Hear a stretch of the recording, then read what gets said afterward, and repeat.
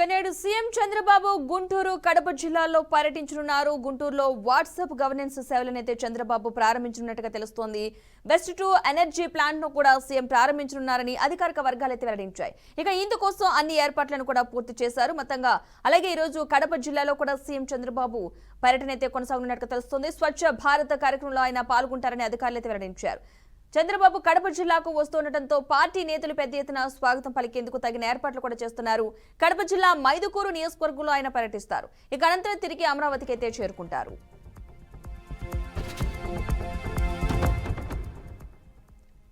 ఇక కడప జిల్లాలో సీఎం చంద్రబాబు పర్యటనకు సంబంధించిన పూర్తి సమాచారాన్ని మా ప్రతినిధి కృష్ణ అందిస్తారు. కృష్ణ.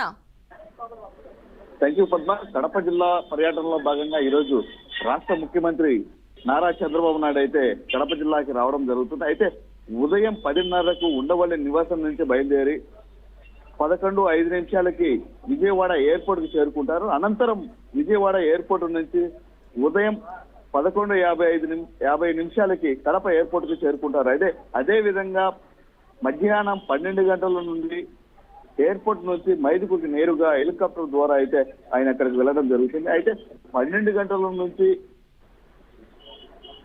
మైదుకూరులోని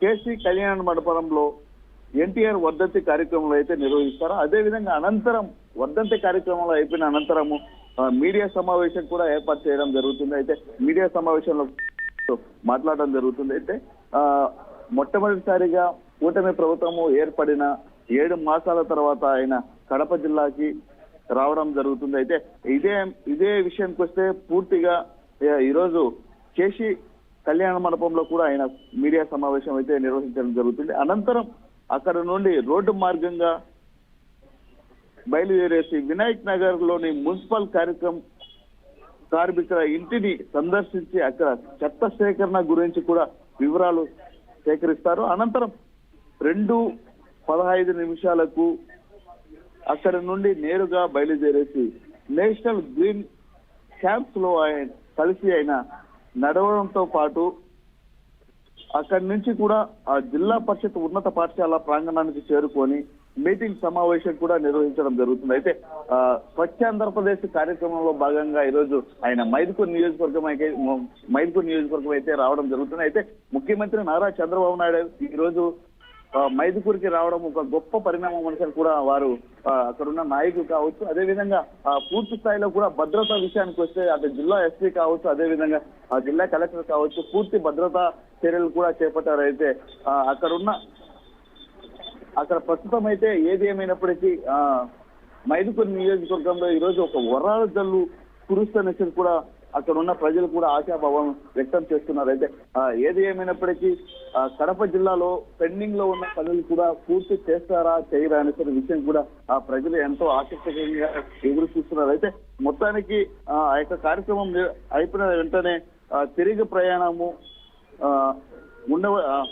విజయవాడకి పోవడం జరుగుతుంది. అయితే మొత్తానికి ఈ రోజు కార్యక్రమంలో భాగంగా ఏది ఏమైనప్పటికీ ఈ రోజు కీలక నిర్ణయాలు అయితే ఏమైనా తీసుకుంటారా లేదనేసి కూడా ఇక్కడ ఉన్న ప్రజలు కూడా అయితే ఆకర్షిస్తున్నారు. అయితే మొత్తానికి కడప జిల్లాలో ఉన్న పెండింగ్ పనులు పూర్తి చేయాల్సి కూడా అదే విధంగా ప్రతిపక్ష నేతలు కూడా మండిపడ్డారు. ఇదే విషయం పైన ఈ రోజు మాట్లాడాల్సి కూడా వేసి ఉండాలి Padma. Right, thank you Krishna. మొత్తంగా కడప జిల్లా మైదుకూరులో స్వచ్ఛంద్ర కార్యక్రమానికి శ్రీకారం చుట్టనున్నారు ఏపీ సీఎం చంద్రబాబు. ఇక అదేవిధంగా ప్రతి నెల 3వ శనివారం స్వర్ణాంధ్ర స్వచ్ఛంద్ర కార్యక్రమం ఉండేటట్టుగా ఏర్పాట్లు కూడా చేస్తున్నట్లుగా తెలుస్తోంది.